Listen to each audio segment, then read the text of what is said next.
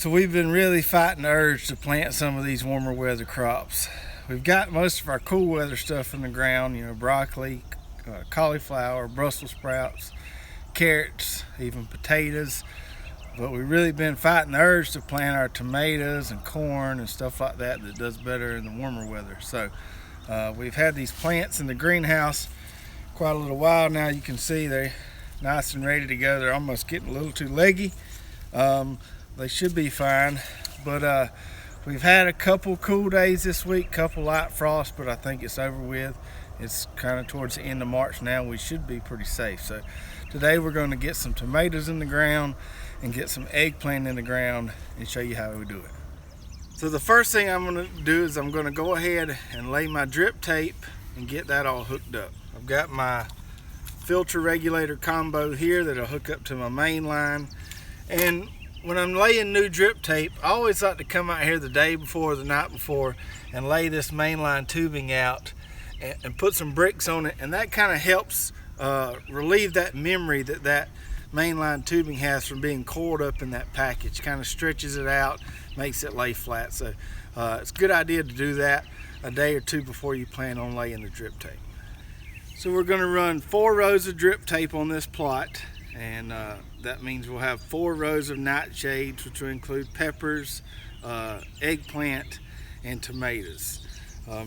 You see we have these beets right here. We kind of planted those, spaced those out so they'll be in between each row of tomatoes or peppers or eggplant. And these guys will be ready before those other plants get to any size, so it shouldn't be a problem space-wise or anything.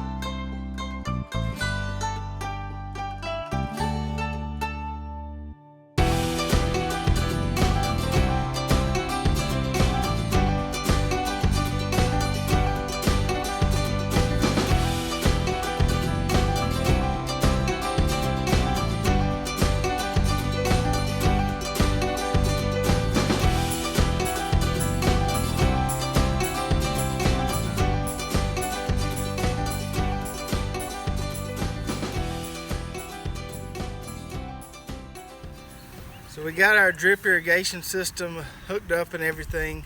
We turned the water on. We let the water run for about 15-20 minutes so we can start to see that water pool up where those emitters are located.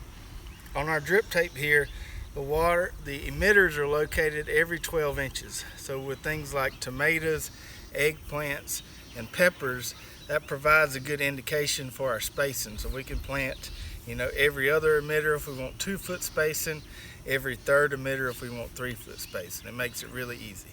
So today we're planting tomatoes and eggplant.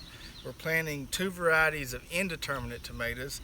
We're planting Romas and Brandywine varieties, and then we have about 6 different varieties of eggplants. These PropTech trays right here really work great for tomato plants. They really grow out a good plant. These right here, like I said, due to the weather, might have been in here a week too long, but they'll make a really good plant. You can see that there. So we really like these trays for growing tomatoes, peppers, eggplant, as well as pretty much anything else in the garden. So for the indeterminate varieties of tomatoes, like these Romas and these Brandywines, which you just keep growing and keep growing, we like to use cages because the plants get really tall and those cages do a good job of holding that really massive plant. So for these varieties, we're going to use a 3-foot spacing to give those cages plenty of room and give those plants plenty of room to breathe. For our eggplants, our peppers, and our determinate varieties of tomatoes, we'll put those on 2-foot spacing. So we've got some Bella Rosa tomatoes, which are a hybrid disease-resistant variety in the greenhouse. They're not quite ready yet, but we'll plant those on another row in this spot. And for those that are on 2-foot spacing, the determinate tomatoes and the peppers and the eggplant, we'll use stakes, and we'll use what we call the Florida weave technique. And we'll be glad to show you that as well when that time comes to trellis those plants up. Okay, so I've got my tomato plant here. I've got my spot here where the water's coming out of the emitter, and I'm just gonna kind of dig me a little spot. When I'm planting my tomatoes, I always like to put me a little gypsum in there. Really helps adding that calcium you need, prevents that blossom end rot from kind of just destroying your tomato crop. So I'll put me a handful or so of this calcium in there. Put my plant in there. And tomatoes you want to plant real deep, because the roots will form off these stems right here and really help anchor that plant. So I'm going to plant this guy pretty deep in the ground here and cover him up just like that.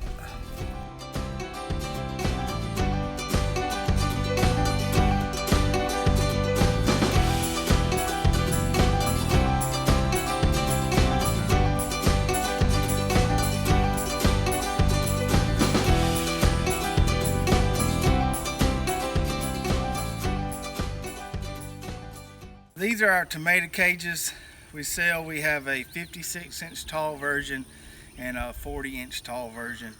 I like these taller ones for the indeterminate tomatoes. We've been using these for probably 3 or 4 years now. They last forever, made out of really heavy, good metal. They fold up, collapse for easy storage in the off season, and then you get ready to use them, you just fold them out like that. Usually I'll wait till these plants get a little taller to put these cages on them. Just for the sake of instruction in this video, I'll show you how easy it is just to put these around them. So get it square around the plant here and just push it in the ground.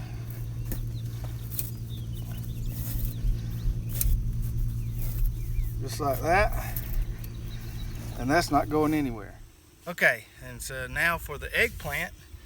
See our plants here. Nice little eggplants here. And these trays here, you really don't have to step them up into bigger pots.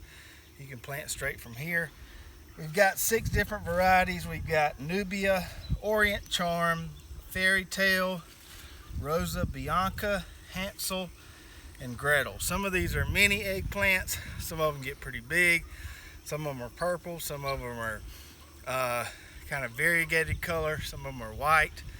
So we got all different kinds of varieties here. A nice colorful mix of eggplant.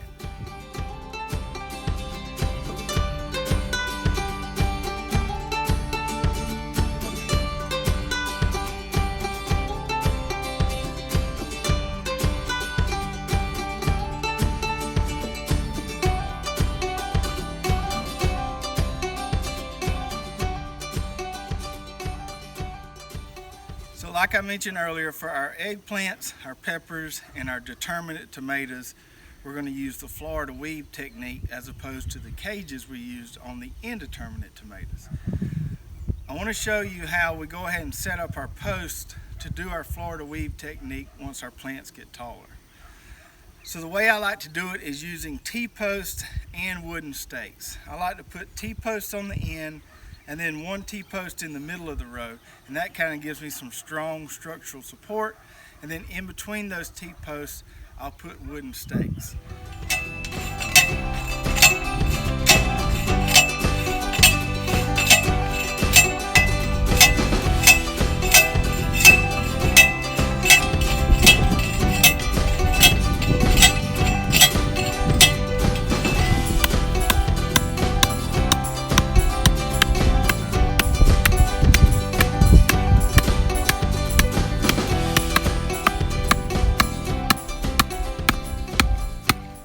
So it didn't take as long at all to get those indeterminate tomatoes and those eggplants planted.